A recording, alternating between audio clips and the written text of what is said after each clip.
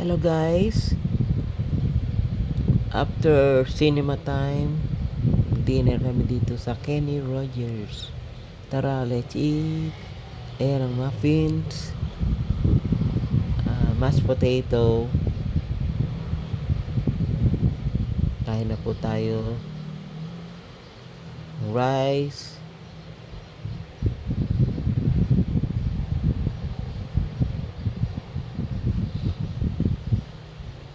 Tara, let's eat.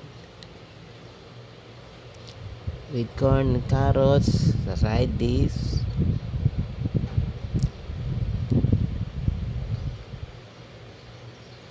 At ang grilled chicken ng Kenny Rogers.